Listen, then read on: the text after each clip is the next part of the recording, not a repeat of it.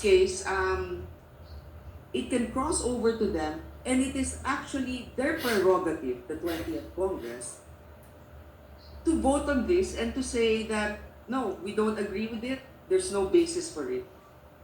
But we cannot also, what do you call this, by saying na, anyway, may tatawid naman yan, wag na natin gawin ngayon kasi sayang naman ang oras. Kaya po tayo may mga ganitong usapin ng impeachment dahil maraming programa ang gobyerno.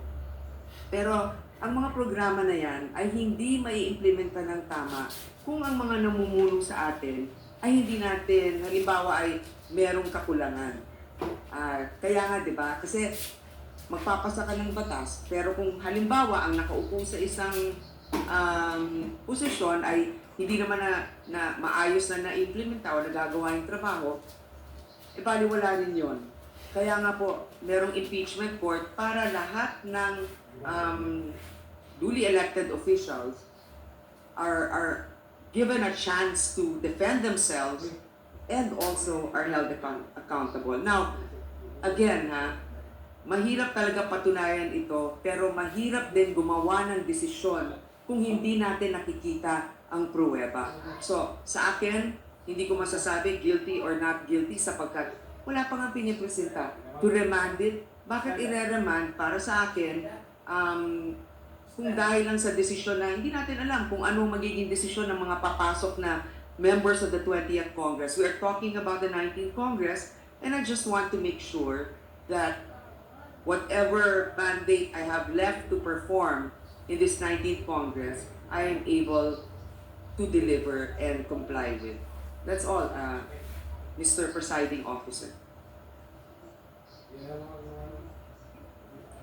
Senator Judge De La Rosa is recognized. You may proceed, sir. Thank you, Mr. Presiding Officer. After ng aming pagnilay-nilay, Mr. President, we come to a decision that I am inclined to accept the amendment to my motion being put forward by Senator Judge Alan Cayetano, Mr. President. Thank you. Provided can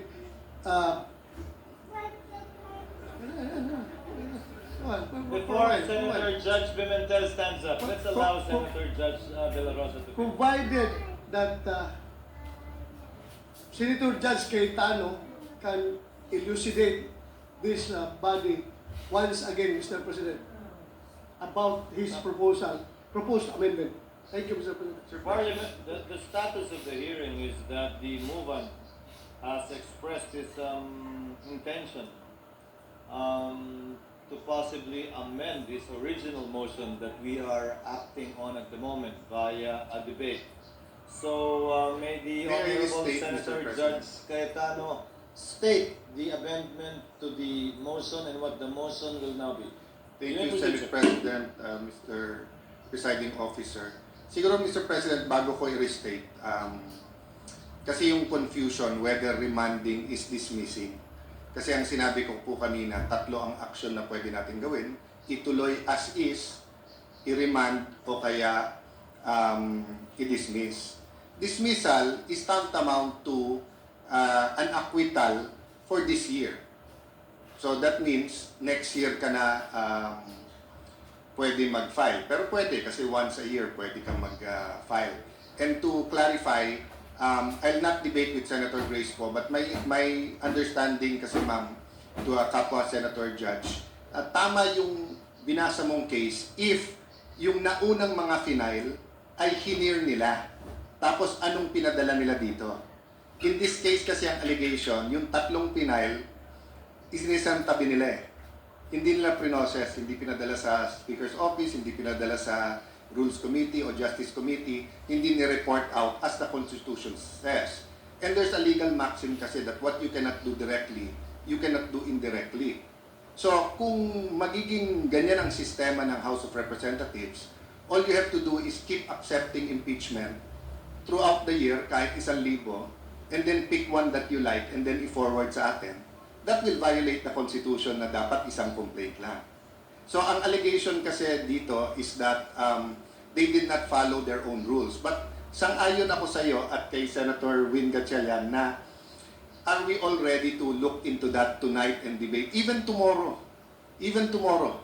This isn't a 15-minute discussion in accordance with the rules per senator. Malalim na diskusyon to kasi kung Supreme Court man is taking time to decide this will be precedent setting di ba? So, let me clarify in Tagalog. Dalawa ang pwede natin gawin. Ituloy o ibasura. Ang dismissal, ibasura. I am not proposing na ibasura. Yun nga ang pakiusap ko kay Senator Bato, and I will restate it. Yung ituloy, dalawang klaseng ituloy. Bukas, babasahin, and then i-issue yung summons. But that will not stop Senator Bato or any one of us from questioning pag binasa ng prosecutors tomorrow, yan ba ay fourth impeachment complaint? Balik na naman tayo sa step 1 ngayon. Yung remand ay ibalik.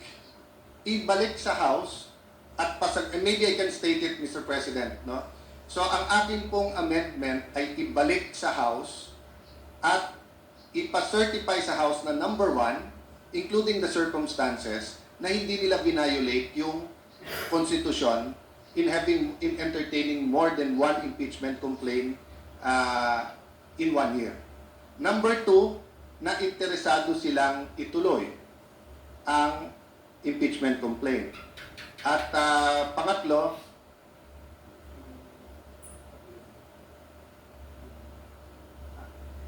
yung pangatlo, Mr. President, is really the judges nung 20th kung anong gusto nilang gawin. So nasa atin yon, hindi sa House, no?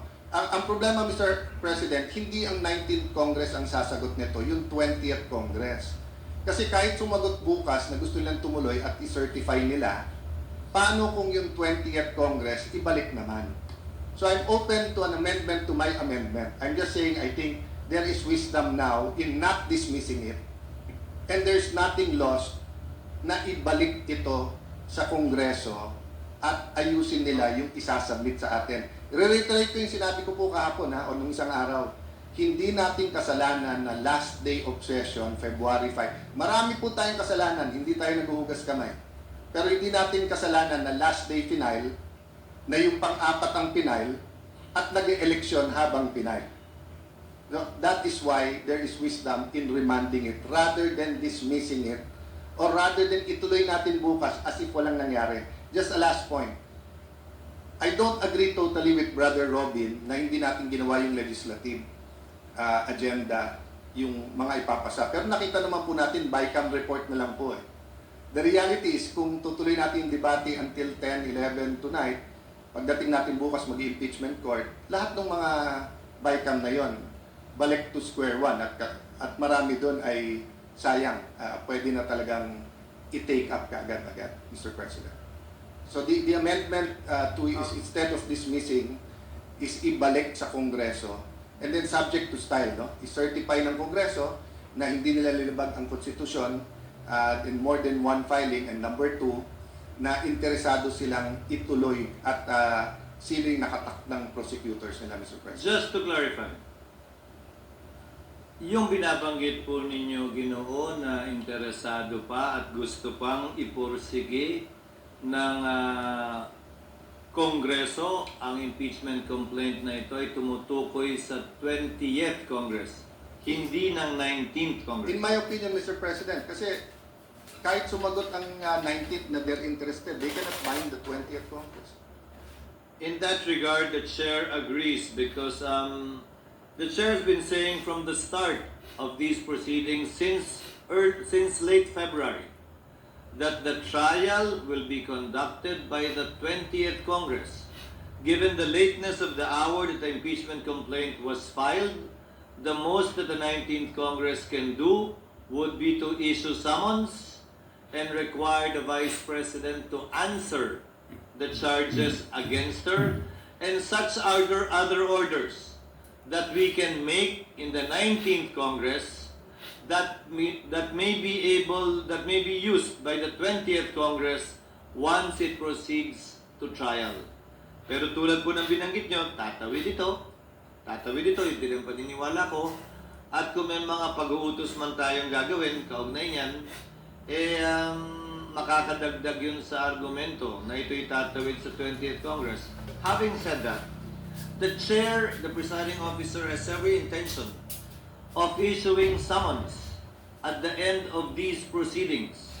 Again, in order to make sure that we make most out of the time of the 19th Congress, leading to the actual trial pag nagbukas na po ang 20th Congress sa July 28. Just a point of clarification. Senator Po is recognized. You may proceed, ma'am. Since we have our two legal luminaries here. So if we remand it to Congress, will the presiding officer still issue a summons? Or are we going to wait for... Yes. Pwede ba yun? Na-remanda sa kanila pero we're still going through the process? The motion of Senator Cayetano, he said, is subject to style. That's why the chair was earlier clarifying I have no what the effect of that will be.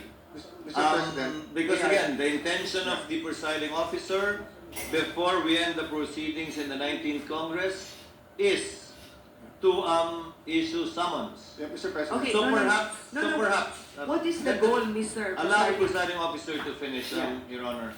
So perhaps we can entertain several orders to be issued by the court in order to address the concerns of Senator Bato and the other senator judges for information so that we can make a judgment once trial resumes in the 20th Congress, while at the same time requiring the Vice President, the respondent, to answer. So what What is the pleasure of the lady? yes, just another clarification. Yes, Last. When we remand to Congress, what are we expecting them to comply with? Let's say we remand it to them, and then it takes them a day and they return it to us. Do we continue with our I think discussions? the point of Senator Judge Cayetano was clear earlier. That's why I asked for a clarification. Number one, for them to submit compliance requirements that they did not violate the 1-year ban provided for in the Constitution, because as Senator Judges Hontiveros and Gatchalian mentioned earlier, and Senator Judge Pimentel, we cannot take judicial notice of these things. We need information emanating from the House of Representatives. And number two, for the members of the 20th Congress to so indicate that they are still persisting with the case, given that the trial will be held by and under the 20th Congress. This presupposes the earlier statement made by the presiding officer and some members of the court that the 19th and 20th cannot bind. The 19th Congress cannot bind the 20th Congress. The 19th House cannot bind the 20th House. Same is true with the 19th Senate. It cannot bind the 20th Senate. Senator Mr. Villanueva. President, Mr. Presiding Officer, I think maganda po na mapag-usapan ito at nakakataba ng puso that we are moving forward.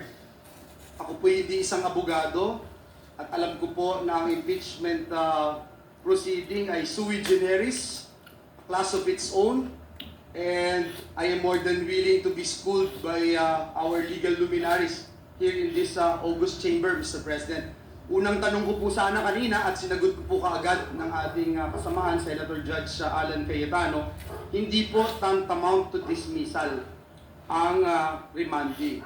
Ang pangalawang tanong ko po, Ginoong Pangulo, Mr. Presiding Officer, will this anyhow delay the impeachment proceedings na ating ginagalawan ngayon, considering we did not just constitute as an impeachment court.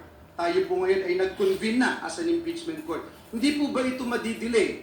At meron po bang, is this time-bound, Mr. President? Ito pong pinag-uusapan natin ngayon. We are asking this since there was an indication by Vice President herself na merong right to speedy disposition of cases. Thank you, Mr. President. Para sagutin ang katanungan, ni Senator Judge Villanueva. Tulad ng sinabi ng presiding officer kanina, matapos ma-issue ang summons, mabibigyan ng 10 araw mula sa pagkakatanggap noon ang nasasakdal para magbigay ng kanyang kasagutan. Pagkatapos noon, kung ninanais ng prosecution, maaari silang magsumite ng reply. Makalipas ang 5 araw, matapos nilang matanggap yung sagot ng nasasakdal doon sa summons at sa copy ng complaint. Aabot na tayo ng halos patapos na ng buwan ng Hunyo o humigit kumulang June 26, depende kung kailan nila matatanggap at depende kung kailan natin matatanggap. Titigil ang paglilitis dahil wala ng authority ang mga prosecutor na magpatuloy pa sa kapasidad na yon dahil tapos na ang kanilang termino sa ilalim ng 19th Congress. Hindi rin pwede mag-function ang mga private prosecutors kung meron man dahil ang kanilang otoridad ay nanggaling sa mga kongresistang natapos na yung termino. So walang mangyayari mula June 30 hanggang July 28 pag-resume muli ng Kongreso. Ang pagkakaunawa ko sa motion ni Senator Cayetano ay habang naghihintay tayo sa panahong ito dahil nga wala tayong sapat na kaalaman para pagpasahan itong masalimot na isyong ito na binanggit ni Senator Judge Bato de la Rosa, pwede tayong mag-issue ng mga kautusan para tugunan ng prosecution man o ng nasasakdal para sa gayon sa pag-convene ng 20th Congress at ng impeachment court muli sa ilalim ng 20th Congress. Kompleto at hawak na natin ang mga dokumentong kailangan natin na binabanggit na ilan sa mga senator judges ngayon kaugnay sa issue na binanggit ni Senator Bato o kung may iba pang issue na nais i-bring up ng sinumang senator judge, pwedeng ipaloob sa kautosang yon ng impeachment court na ito sa prosecution man o sa panig man ng nasasakdal. Mr. President, I still have the floor. May I know if I still have the floor? This is actually a point of order. We will not touch on the subject. Just to improve our processes or our procedure, Mr. President. Tingnan nyo kayo, nakapagsalita kayo. Sa pagkakaunawa ko, ito ang motion ni Senator Cayetano. Approve, motion subject to style. Kung pwede po, iwasan natin yun. We are now a court. Hindi tayo mag-approve ng motion subject to style. The motion must be accurately, succinctly stated. Ano ang gusto ninyong ma-achieve, i-move ninyo. Then we will decide. No motion subject to style. Delikado yun. Tapos delikado. Kaya tingnan mo, kanya-kanyang pag-unawa tayo kasi actually, Mr. President, kahit abogado ako, hindi ko na nasundan yung kahaba-habang manifestation ninyo eh. Hindi ko na po nasundan yun. So, let us now state the motion as amended properly, clearly, and correctly. Then let's process it in accordance with parliamentary rules of procedure. That's my suggestion. Your Honor, we have not yet and we are not yet acting on the motion. This is part of the discussions, given that everything is being made of record and not being discussed in the back rooms. And I think this will, if at all, enrich the records so that the people and if at all in the future they can look back to these debates and see how things have developed as it was originally proposed. Senator Villanueva, you may proceed. Thank you very much, Mr. President. That's the main reason, Mr. President, that this representation would continue to ask the movant. And as earlier mentioned, Mr. President, we are ready to be schooled by our legal luminaries here in this August chamber because this is the first time I'm hearing the word remanding, Mr. President. And that's why I wanted to understand. Because, Mr. President, kung hindi po may impede ang impeachment court na ating ginagalawan ngayon in performing its constitutional duties and obligations, then I have no problems, Mr. President, in supporting the motion. And that's the main reason why I wanted to ask, Mr. President, yung tungkol din po doon sa time bound, hanggang kailan po ito, kailan natin sasabihin yung hindi madidelay dahil yung defense panel, pati yung prosecution, ayaw natin na masayang yung oras po nila. They have the right, Mr. President, na madinig at dinggin ang kanilang mga issues, Mr. President. Mr. So President? if I would, I was eliciting an answer, Mr. President. to the Senator gentleman Judge from the- Cayetano is recognized to answer with the indulgence of Senator Judge Hontiveros. You may proceed, sir. Thank you, Senator Tuveros. To answer the Minority Leader, Senator Judge Pimentel and Senator Judge Villanueva. First, meron bang delay?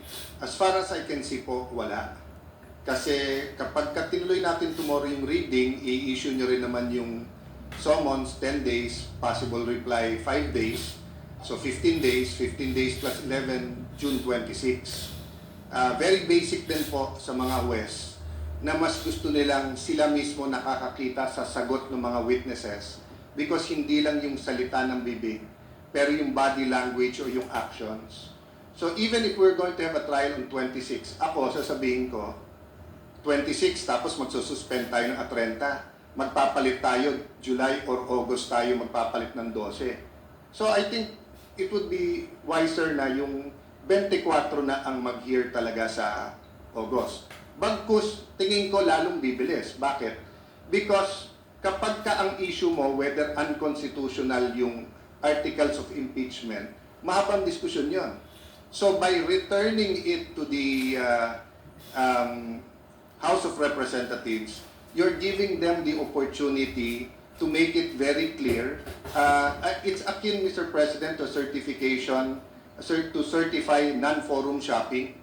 So sa mga korte natin, dahil bawal na kung saan-saan ka mag-file, magpa-file ka ng non-forum shopping. No, so I'll make that clear. Pasensya na, I take it very well, Minority Leader, yung sinabi mong wag subject to style.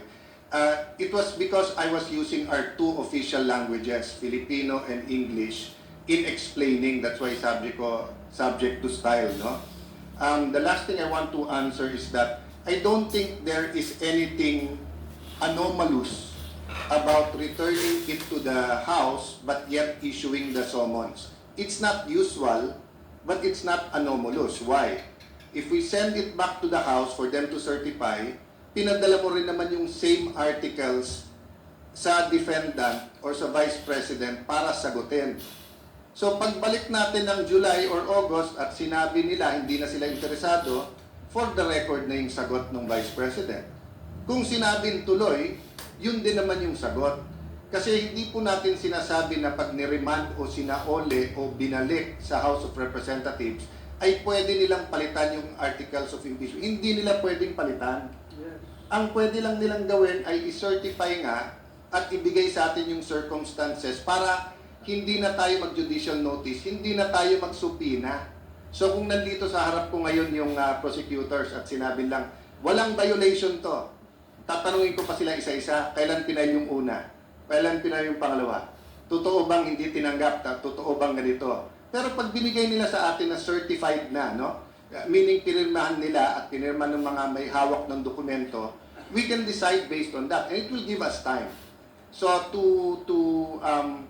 to try to articulate the motion, no? I move to amend the motion of Senator De La Rosa to dismiss. And instead, I move that we return the articles of impeachment to the House until such time that they certify to us that they did not violate the Constitution, in particular, the filing of more than one impeachment in a year. And number two, a communication from the 20th Congress that they will pursue the impeachment against the Vice President. So let me stop there, Mr. President, and I hope I stated it correctly. Senator Hontiveros is recognized. Salamat, Mr. Presiding Officer. Para lang mag-ambag pa sa diskusyon, ninonote ko po yung amendment sa motion na ginawa ni Senator Judge De La Rosa at nag-object pa rin po ako sa motion na yan. Pero una po, dun sa point ni Senator Judge De La Rosa na a motion to dismiss is inherent in the powers of every judicial or quasi-judicial body. Hindi po ito totoo. Sa katunayan, maraming rules of procedure actually sinasabi na ang motion to dismiss ay prohibited pleading. Gaya po ng rules of procedure na nag-govern sa mga intercorporate controversies. At kahit pa po kung kailan sila pinapayagan, kung kailan pinapayagan yung motion to dismiss, ang motion to dismiss is a litigious motion at hindi po pwedeng i-grant na hindi binibigyan yung affected party ng pagkakataon na marinig. Hindi lang po yan ang gusto kong puntuhin talaga, Mr. Presiding Officer. The one-year bar rule has already been clarified in the case of Gutierrez versus House of Representatives Committee on Justice, GR number 193459, February 15, 2011, gaya ng kinote din ni Senator Judge Poe. The court in re explained that multiple impeachment complaints can be filed basta't iisang referral lamang sa Committee on Justice ang ginawa. Hindi po nilalabag yung 1987 Constitution. Gutierrez explains the rationale for this, and I quote, ibang quote po sa quote ni Senator Judge Poe. It becomes clear that the consideration behind the intended limitation refers to the element of time and not to the number of complaints. The impeachable officer should defend himself in only one impeachment proceeding so that he will not be precluded from performing his official functions and duties. Similarly, Congress should run only one impeachment proceeding so as not to leave it with little time to attend to its main work of lawmaking. The doctrine laid down in Francisco that initiation means filing and referral remains congruent to the rationale of the constitutional provision. At sa ating sirkumstansya, Mr. Presiding Officer, iisa lang ang impeachment case na kasalukuyang dinidinig. At precisely, arguments for or against should not be debated by us alone. Kaya nga po, inuulit ko yung posisyon ko na respetuhin natin ang due process at bigyan yung parties ng oportunidad madinig at oras, panahon, isumite yung comments sa isyung ito. Sa totoo lang po, ang proper pleading ay motion to quash, pero hindi naman po ito ginagawa ng Senator Judge. Ito po ay fina-file ng defense. Pareho sa Estrada, impeachment, at Corona, impeachment, motions to quash were filed by the defense before the impeachment trials. Yung prosecution sa mga kasong iyon ay binigyan ng oportunidad na mag-oppose. Pagkatapos ng lahat ng iyan, ang impeachment courts ay dinismiss yung motions to quash on the basis of presumption of regularity and parliamentary courtesy. Mr. Presiding Officer, kesyo motion to dismiss o motion to remand, isa lang po yan. O motion to return, iisa lang po iyan lahat. It is an effective termination of the impeachment. Remanding is a functional dismissal. Return is a functional dismissal. Para po sa akin, parang dinribble natin ng matagal tapos ipapasa natin ulit ang bola. Hindi po kailangang ibalik ang articles of impeachment sa House of Representatives para hingin ang sagot nila sa isyung ito. Kailangan lang po silang hingan ng komento. Asking the defense to comment fulfills this. Payagan lang natin sila mag-submit ng compliance. That's it. Salamat po, Mr. Presiding Officer. Before recognizing Senators Bato, Senator Judges Bato, Tolentino, and Gatchalian, Chair would like to respond in the hope of giving clarity to some of the points raised by Senator Judge Hontiveros. The Chair agrees that this is with the point that an order should be made for them to submit compliance. And the Chair views this motion as having that effect.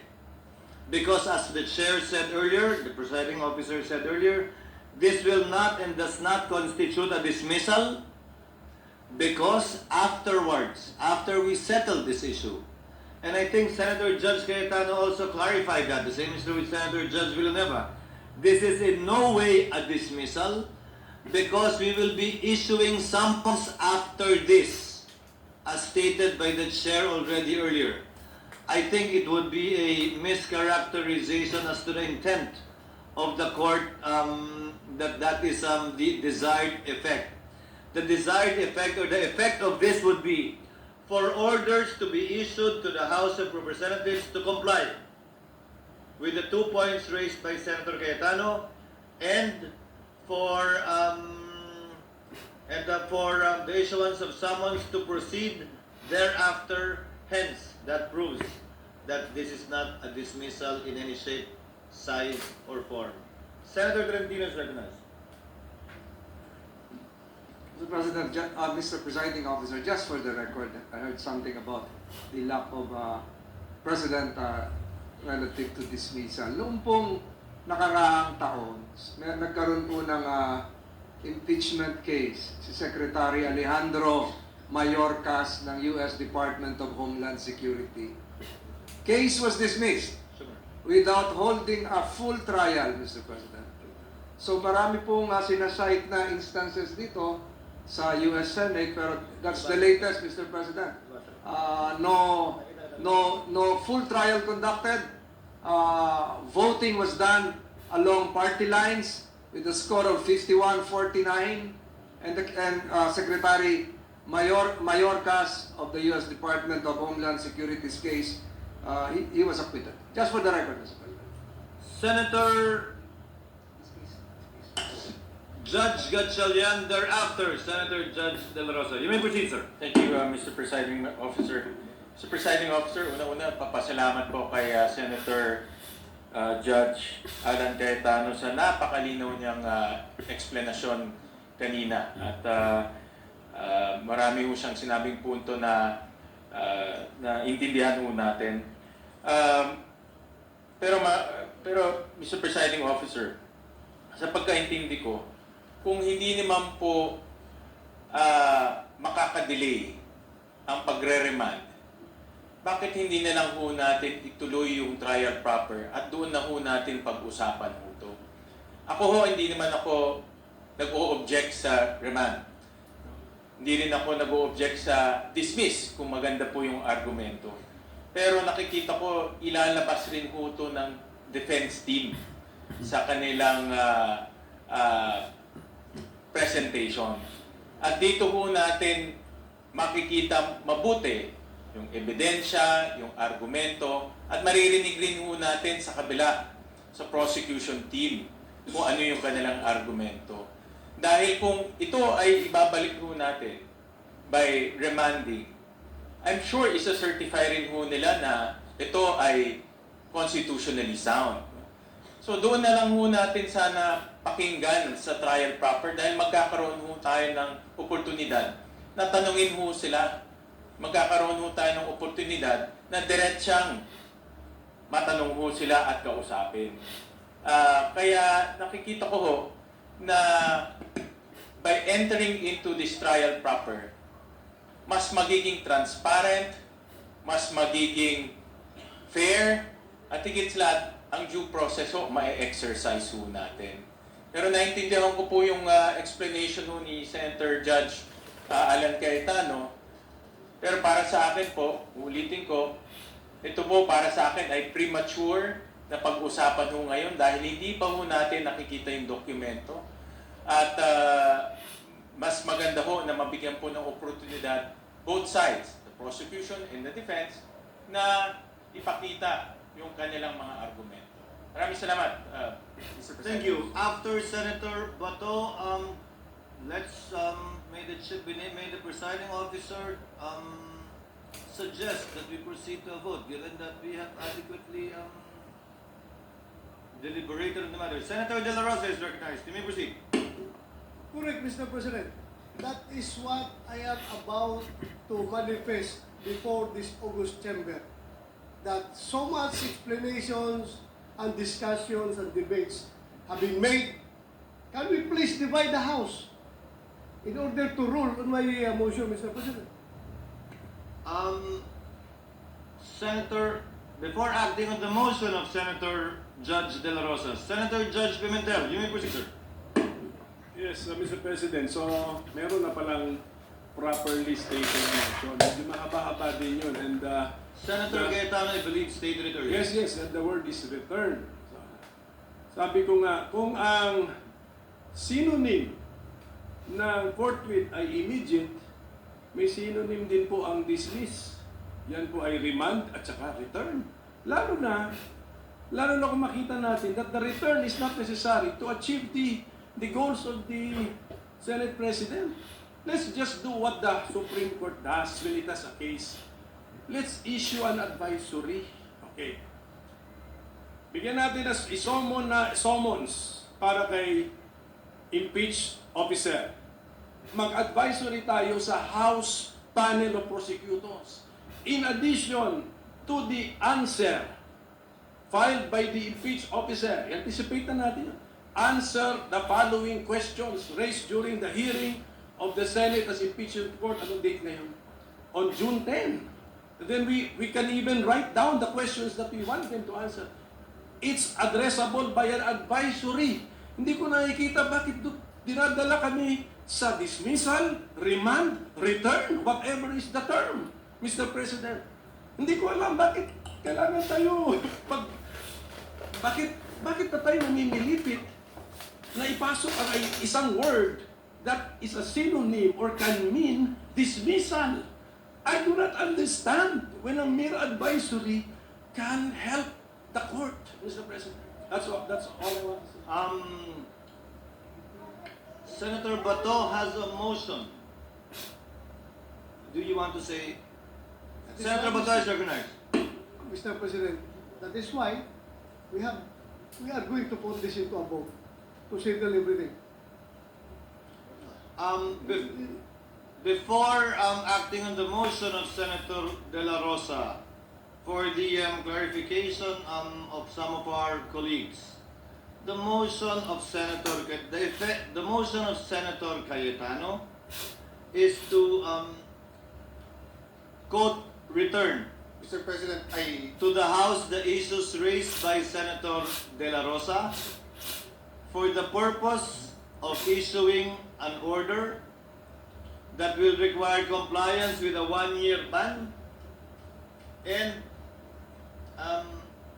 for the House to issue a resolution affirming their intent to prosecute the case during trial in the 20th Congress.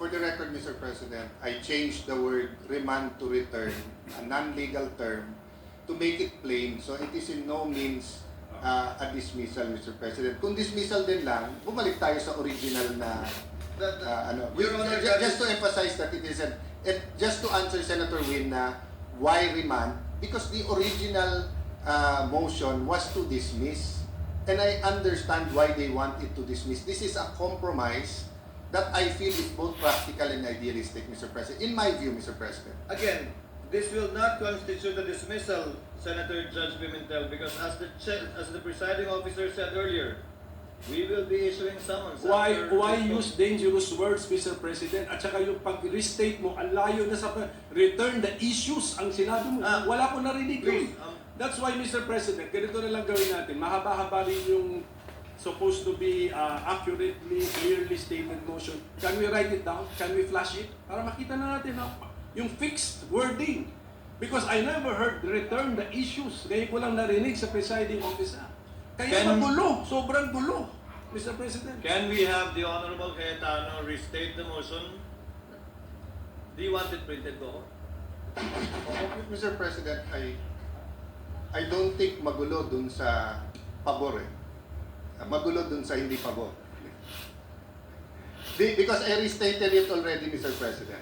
Whether we use the word remand, whether we use the word return, there is nothing in the Constitution, in our rules, given not only the point na sui generis ang classification ng ating court, yung time na final, yung ating gagawin, this will actually expedite everything. If you map it out, Mr. President, kung anong mangyayari, mas bibilis pa nga dito. Kaya sa akin, Mr. President, bago magbago ang isip ni Senator Bato, we've clarified as much as it can be clarified. So maybe we can just vote on it, Mr. President. There is a motion made by Senator Bato, amended by Mr. Senator President, before we Cayetano. continue, can I invoke Rule 14? So kung may motion, all motions, etc., or any senator shall require it, they shall be committed to writing. Mr. President, I am requiring that it be committed to writing and flashed on the screen para makita natin the details of the motion. Mr. President. Mr. President, can they type it as I narrate it? Then we can edit it together.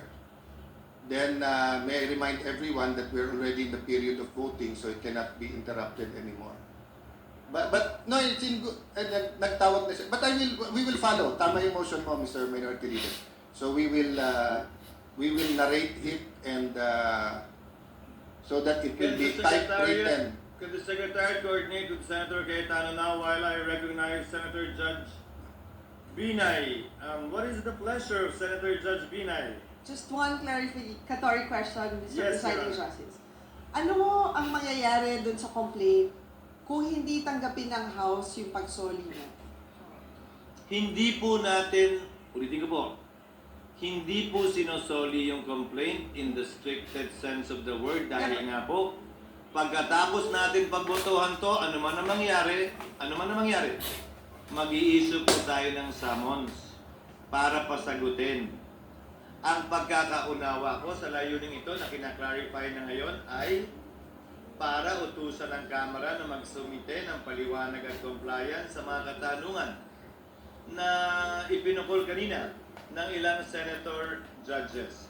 Hindi po ito dismissal. Let Mr. us Presiding Justice. use the minds not only of the public but of the senator judges too, that this is tantamount to a dismissal in any shape, size, or form. It is not. And that is not the understanding of the presiding officer as well. Pero, Mr. Presiding Justice, di ba ang Tagalog po ng return ay isole? Hintayin po natin i-clarify. Pero pinapaliwanag ko nga po, ang pagkakaunawa ko at sinagot ng MUBAN ay hindi yan dismissal. Those who are against the motion, if at all, can think and say all they want that it is. But it is not, and this will soon be proven by the issuance of a summons right after the vote, regardless of the outcome. So, Mr. Presiding Justice, hindi pwedeng baliwalain ng House of Representatives yung motion na gagawin natin, assuming na it will be... Utos po ng husgado yon sa Kamara na tumatayong prosecutor sa ngayon sa 19th Congress at maski na sa 20th Congress. Ito yung magiging dagdag patunay para sa presiding officer na itong kasong ito ay tatawid sa ika-20 Kongreso at hindi mamamatay sa ika-19 na Kongreso. Another clarification, I'm sorry, but I think kasi yung unang posisyon ng ating presiding officer is we cannot compel the 20th Congress to be bound by our decisions. On the other hand, my question is, kung kunwari bukas matuloy yung trial natin at pumunta dito yung mga House prosecutors, hindi ba natin pwedeng tanungin sa kanila sa puntong yon na iklaro na nila yung mga tanong natin at tama din yung sinabi ni Senator Win na mas transparent ang sagot nila kasi hindi pwede yung sila na nag-usap, isasubmit sa atin. We want to see how they're able to come up with that response and also how they're going to be defending it live with us. That's for the 20th Congress to decide. Why? That was what was discussed earlier. Kaya nga po, di ba, ang paliwanag, napakahabang diskusyon at debate ito, hindi natin kayang pagpasan. Yan ang sinabi ng karamihan. Hindi tayo pwede mag-judicial notice ng mga bagay-bagay na ito. Kaya nga po, para hindi masayang oras, pinapasumitin natin sila habang wala naman tayong pwedeng gawin at magawa. Dahil nga, matatapos ang otoridad ng 19th Congress sa June 30. At hindi rin pa po trial ito dahil mag-i-issue pa lamang po tayo ng summons ngayong araw na ito kung saan meron ng takdang panahon para sumagot ang nasasakdal at kung sakasakali magbigay pa ng reply ang prosecution bago po tayo pumasok dun sa presentasyon ng ebidensya ng magkabilang panig na siyang pinatutungkulan talaga ng trial. I think we should not belabor the point anymore. Senator Bato de la Rosa earlier made the motion, and Senator Pimentel required that it be put in writing. May we see it, sir, if it is ready?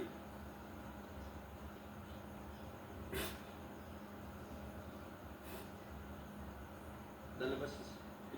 It should come out in the screen.